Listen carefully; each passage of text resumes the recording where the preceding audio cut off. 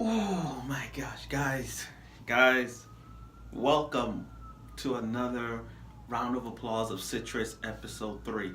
Now, I know, now here's the thing. I love Citrus. There should be a shirt for this one. I mean, this says I love humanity, but it gotta be a shirt like I love Citrus as much as the next guy. So, as we continue our search for love, of Yuri love, come on, guys, it's Saturday morning. Citrus is popping right now. And I tell you one thing, the Yuzu and Mei has got to be on the list for best anime girl of 2018 right now. Out of those two has got to be up there. But now, episode 3, it's the continuation of Yuzu finding, like, understanding true love, like literally love, being one with Mei, and it's hard for her. Like, it's like her personality is split. Like, on the one hand, we're sisters, but on the one hand, I don't want her to be just a sister. You know what I mean? That's, you know. So with that, you gotta be with Team Yuzu right now, guys. I mean, for those who read the manga like myself, and after watching 3 episodes of Citrus, you guys gotta know that we are on Team User for this. We gotta be right now. Like, we gotta be on the same page.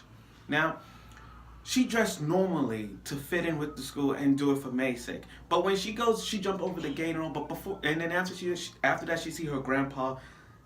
She see her grandpa on the floor just dying. Now, me personally, I was happy that he's on the ground because after all the shit that he put through, I mean, after all the shit that he did for Yuzu and Mei, like didn't give a fuck about their emotions, didn't give a fuck about their feelings, just give a he don't give a fuck about it. He just care about his education. He just care about everyone's education. He's a dumbass grandfather, and he deserves to die.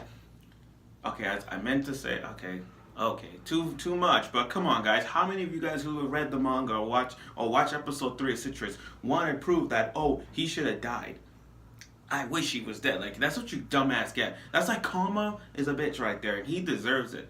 But as usual, being the nice granddaughter that she is, she took him to the hospital.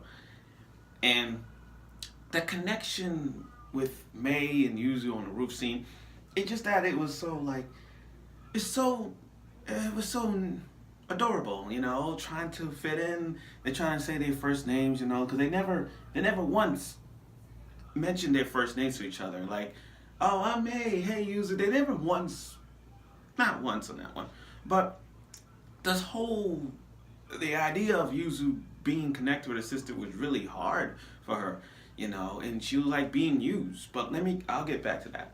So that grandfather, being that she's nice and everything now, he finally like, okay, May, I'm sorry. You could have your own life. So I'm like, yes! Finally, the grandfather understands that that Mei needs a life for once. And thus, now that he has a life, now that Mei has a life, she go on freely as she ever wanted to do. Her grandfather understands it, which I wish he was freaking dead. But all jokes aside, so I gotta give a shout out to Yuzu's best friend, Mumori. She is a funny at Kumi. She's a good friend to hang out with. Like, they went to this cafe type bar thing. You know that cafe place that has like a computer and read mangas and sit down. While Yuzu's reading a Yuri book, she literally got up to her in that awkward position from the manga, that Yuri manga. And I'm like, oh shit, we're getting real on this? And I know she's toying with it, but come on, guys, that scene was kind of funny. Now, Yuzu's coming home, and their mom set up a big-ass bed, just for them to sleep in it. And I'm like, oh shit, they're gonna bang, they're gonna do it. Speechless as it sounds, Yuzu just want to touch her hair. It didn't work. But Mei, as she is, I remember till this day after reading Citrus, I know that for one thing, this is why nobody don't like Mei. This is why nobody doesn't like Mei. She's a manipulator. She controls people's emotions, their love, and all that. That's the trick. That's how she is. She plays them like that.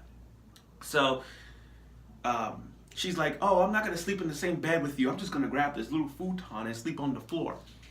And then Yuzu, as kind as she is, she's like, why did you kiss me? All that stuff. And then Mei's like, oh, I just want to shut you up.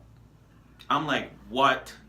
So you telling me that kiss from the first episode all the way up to right now, you just kissed her because you want her to shut the hell up and she talks too much? I mean, come on. She's just so a bear for you.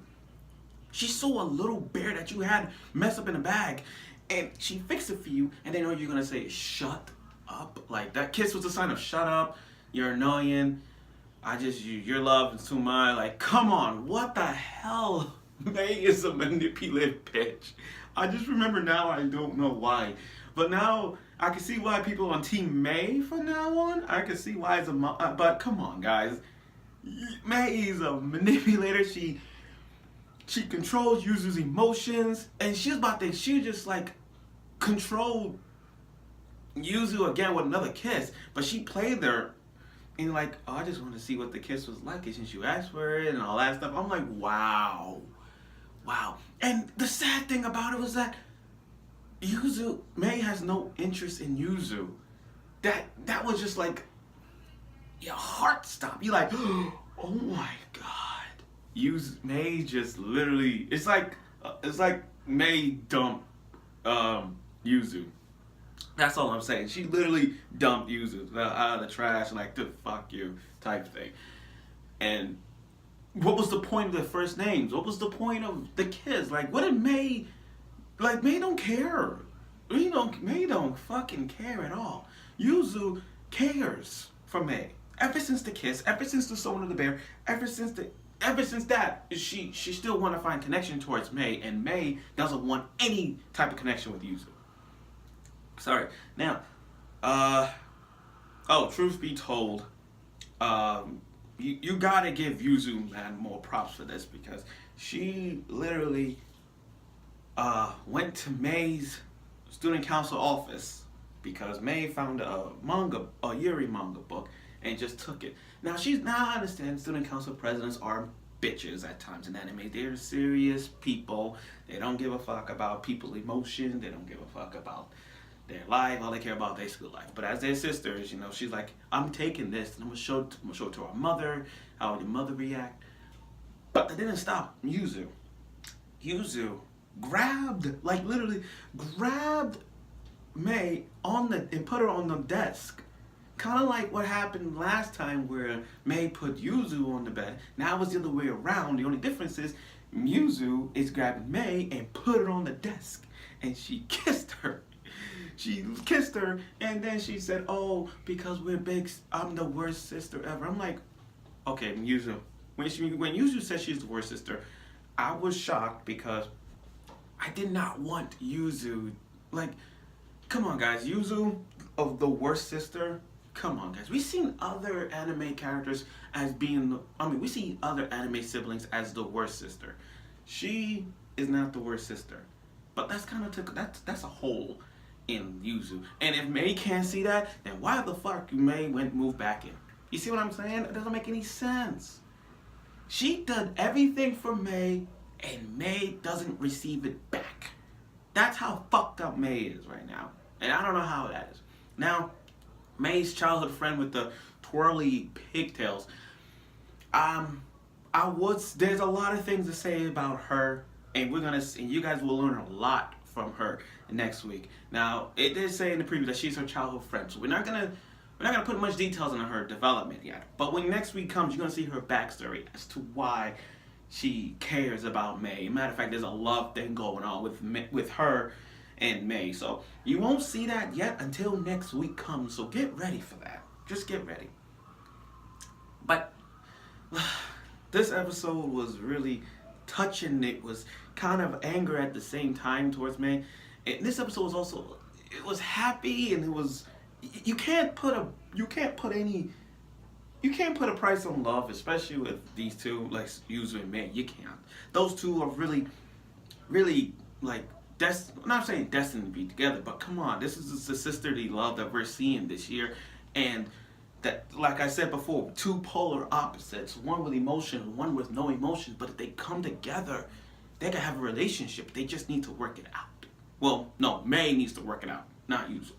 But this episode was not. It was more romance than Yuriness. That's how I see it. This episode was more romance than Yuri.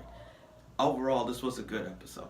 There's nothing bad, nothing to say about it, nothing terrible about it. So that's it. So tune in next week for episode 4 of Citrus.